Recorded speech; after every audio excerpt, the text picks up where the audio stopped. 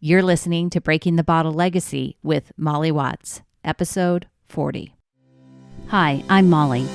After a lifetime living under the influence of family alcohol abuse, spending more than 30 years worrying about alcohol and my own drinking, believing I had an unbreakable daily drinking habit, I changed my relationship with alcohol forever.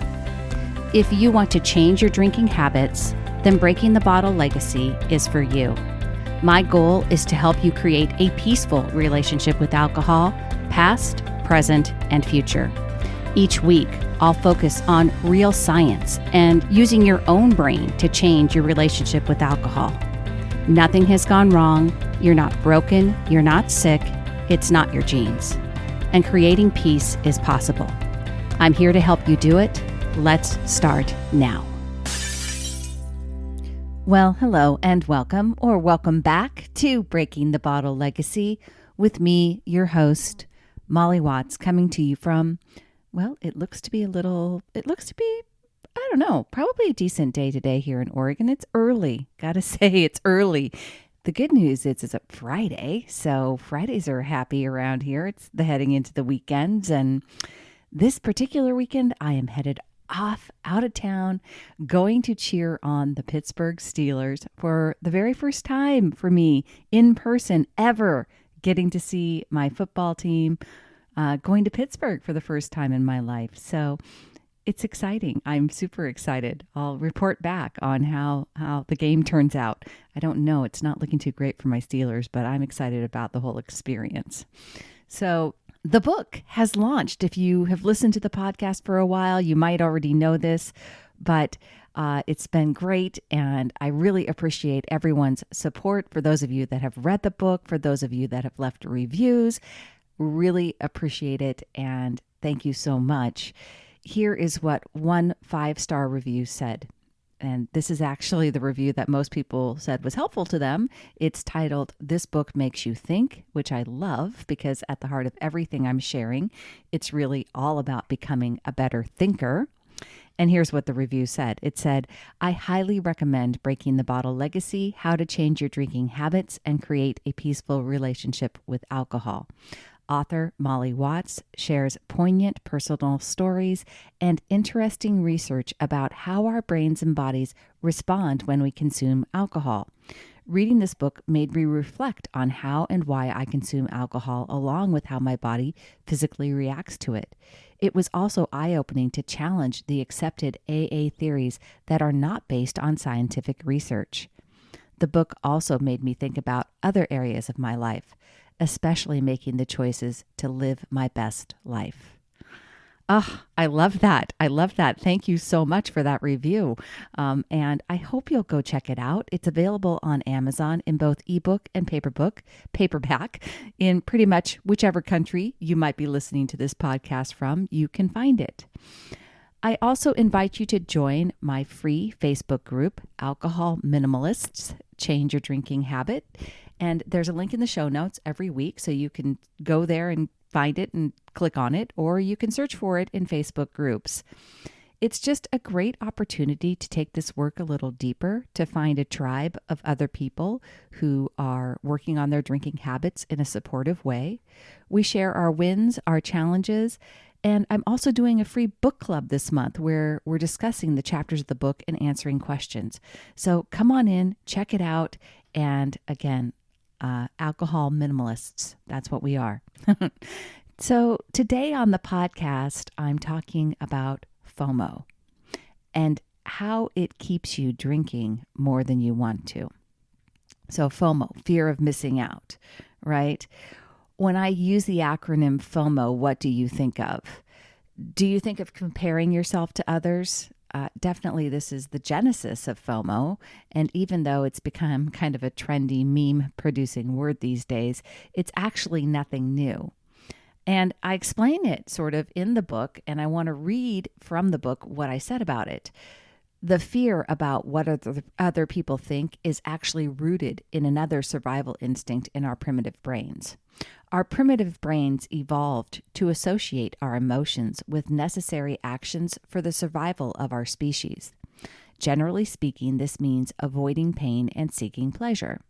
For our archaic ancestors, the Neanderthals, being a member of the tribe was literally a matter of life or death. And as humans evolved, we have become more socially connected. Mammals are more socially connected than reptiles, primates more than mammals, and humans more than other primates. What this suggests is that becoming more socially connected is essential to our survival. In a sense, evolution has made bets at each step that the best way to make us more successful is to make us more social. Here's the thing. We're no longer living in a primitive world, right? So living in a tribe isn't necessary day to day, life over death. Of course, being a part of community is important, and it doesn't mean that being connected to people isn't still very vital and necessary for humans. But unfortunately, we've swung like a pendulum in the other direction with FOMO. Our obsession and nonstop consumption of social media has created a very unrealistic scale. At a glance, we can access millions of people's lives living very differently than ours, and we often compare our lives very unfavorably. With FOMO and social media, we make comparisons instinctively and without any thought, and our assessments are colored by a fear of loss rather than a desire to approach that which we value. Humans have a natural loss aversion bias, i.e., we focus on what we might lose rather than what we might gain. With alcohol, when I ask people what's stopping them from changing their drinking habits, a lot of people bring up FOMO type fears. I'm scared that my life won't be fun. I'm scared what people might think of me. I'm scared that my relationships will change. And this is understandable, right? A lot of us started drinking because we wanted to have fun.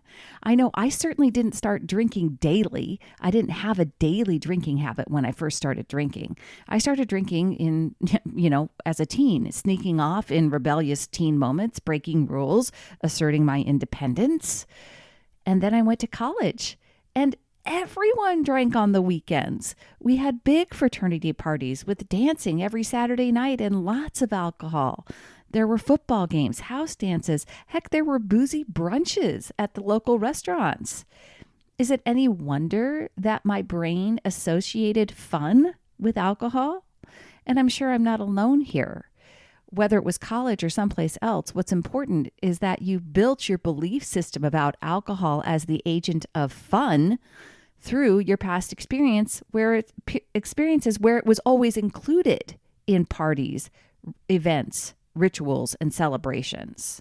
We also believe that alcohol adds to our fun in life because society is constantly telling us that it does, right? Whether it's movies or TV shows, or of course the multi-billion-dollar advertising campaigns of all the alcohol producers. Our society glamorizes alcohol, and you've been hearing those messages, and they've been fueling your beliefs and your subconscious thoughts about alcohol since long before you ever started drinking. So it's totally understandable why your brain wants to think that you're missing out when you don't include alcohol in your life. But we're going to look at how we can turn that around and why that's not the real truth, right? No one describes FOMO better, I don't think, than Brené Brown in her book, Rising Strong. And here's what she says. Fear of missing out is what happens when scarcity slams into shame. FOMO lures us out of our integrity with whispers about what we could or should be doing. FOMO's favorite weapon is comparison. It kills gratitude and replaces it with not enough. We answer FOMO's call by saying yes when we mean no. We abandon our path and our boundaries and those precious adventures that hold meaning for us so we can prove that we aren't missing out. But we are. We're missing out on our own lives. Every time we say yes because we are afraid of missing out, we say no to something. I love this description, especially the part we abandon our path and our boundaries and those precious adventures that hold meaning for us so we can prove that we aren't missing out. If you've been listening to this podcast for any length of time, you can probably sense where this is going. We are creating awareness of our own thinking, right? And how it fuels how we are feeling. FOMO is fueled by a perspective of scarcity. You come into a situation choosing to think that what you have right now isn't enough. You associate loss with not getting more.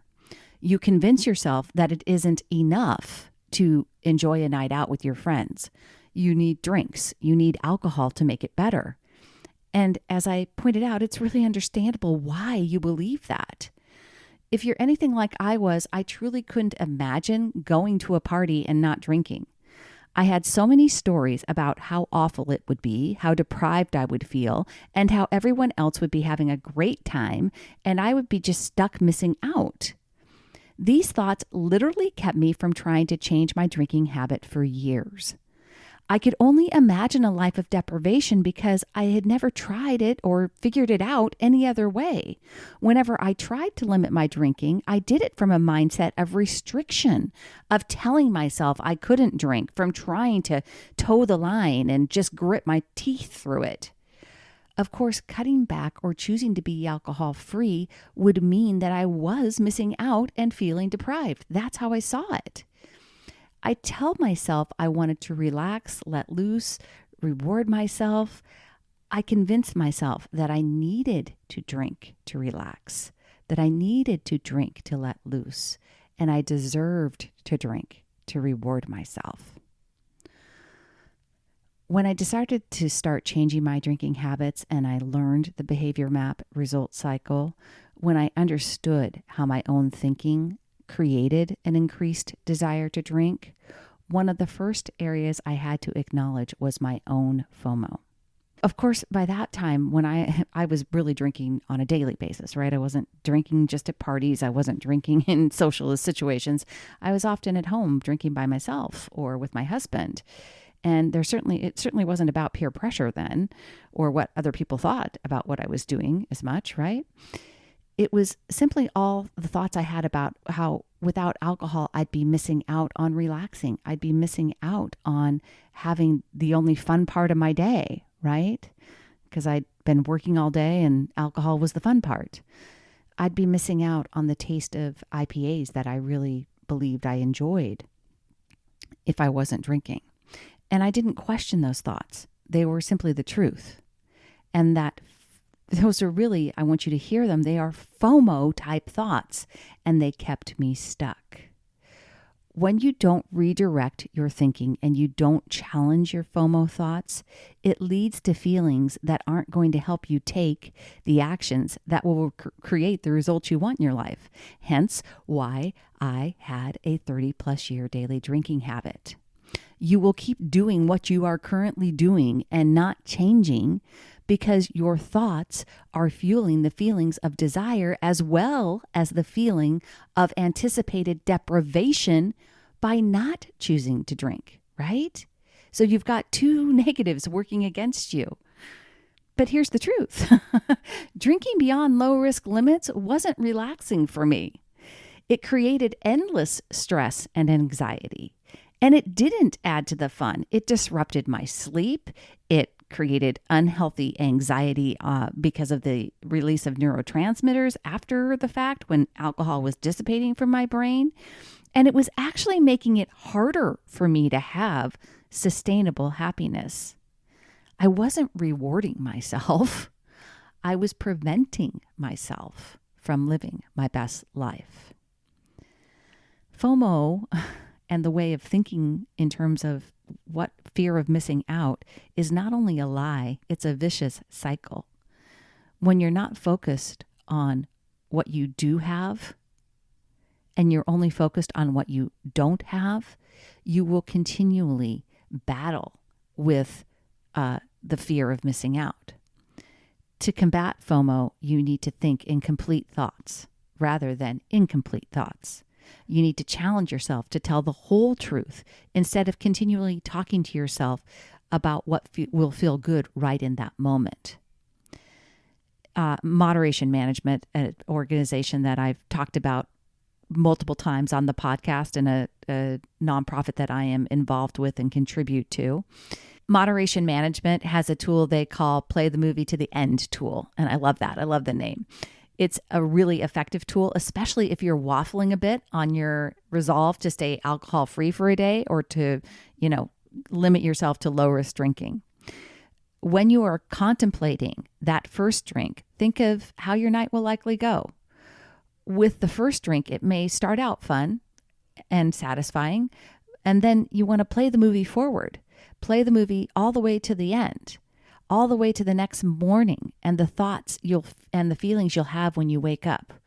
Will you wake up with remorse and a pounding head if you've chosen to keep on drinking in the moment? Or will you have successfully stuck to low risk limits or maybe even stayed alcohol free? How does that feel in the morning? So when we play the movie to the end, right, we are getting the complete picture. We're not just stopping right in the moment. Once I acknowledged the trade-offs I had been making in my life, I could see through the lie of FOMO. Changing my perspective and seeing the whole picture removed the appeal of heavy drinking that had challenged me for decades. And heavy drinking, as a reminder, for women is anything more than 8 standard drinks in a week. And as a note, I regularly consumed closer to 25 to 30 standard drinks in a week. And basically the bottom line is that it was because I had my thoughts all about deprivation and missing out that I really associated with not drinking that kept me stuck. Before we wrap up this episode, I want to share another excerpt from the book where I describe another type of FOMO situation, and that's when you have a friend or a family member who wants you to drink more than you've planned or is consistent with your long-term goals and low-risk limits. Perhaps, like my family, drinking was and is a part of family gatherings. Regardless of your decision to create a peaceful relationship with alcohol, it's likely your family or friends may not be focused on changing their own drinking habits, and it may feel like the people closest to you are the most resistant to you changing. First, let me assure you this is a very common scenario. When you've consistently shared drinks together, maybe even over decades, changing your habits may challenge your family or friends to question their own habits. Now you've got all of their primitive brains reacting and trying to avoid the pain of change as if their survival depended on it. And this just presents another opportunity for us to practice the behavior map result cycle as we choose thoughts to help us feel empathy for our loved ones. Instead of expecting their unwavering support, we simply understand and see their actions with different thoughts. Here's how that might look. So the circumstance is this. You've attended a holiday gathering with family where alcohol is being served. You've planned ahead of time for one drink, which you've already had. Your brother offers you another, which you decline, and he cajoles, teases, and repeatedly attempts for you to have another. Maybe you hold your ground, or maybe you drink off plan. Either way, you have the choice about how you want to think and therefore feel about your brother. You can choose thoughts that make you feel angry and unsupported, or you can choose thoughts that make you feel empathetic and patient. There are obviously other options about how you might feel, but you get the idea. The circumstances and your brother's actions don't dictate how you feel, and they don't force you to drink another drink.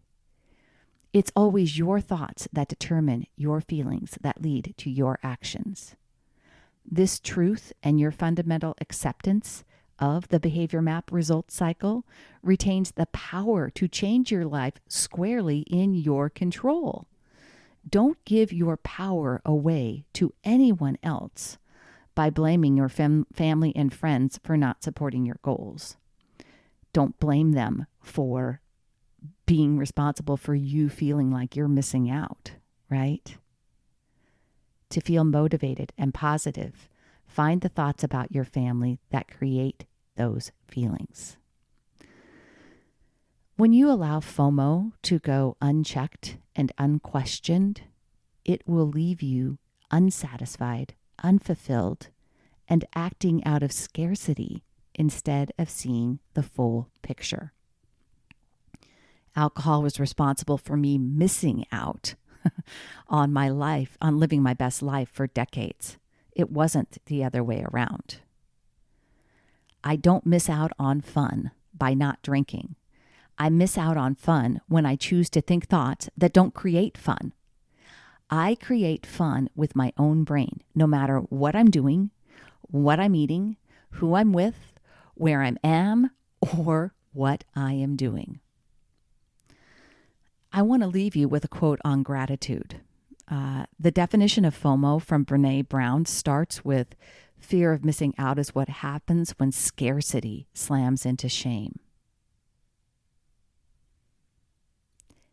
And it reminded me of something I learned from Oprah decades ago that never really landed with me, honestly, until I mastered the behavior map results cycle. Here it is. If you're grateful for what you have, you'll always have more than you need. If you're always wanting for more, you'll never have enough. Your life right now can be everything you need. The place that it changes is in your thoughts. All right, my friends, that's all I have for you today. I hope you make it a great week. Go out there and live your best life. Work on something you've learned from these episodes to take one small step towards creating your peaceful relationship with alcohol. And, I got to throw in a Go Steelers and choose peace, my friends. Thank you for listening to Breaking the Bottle Legacy. This podcast is dedicated to helping you change your drinking habits and to create a peaceful relationship with alcohol. Take something that you learned in today's episode and apply it to your life this week. Transformation is possible. You have the power to change your relationship with alcohol now. For more information, please visit me at www.mollywatts.com.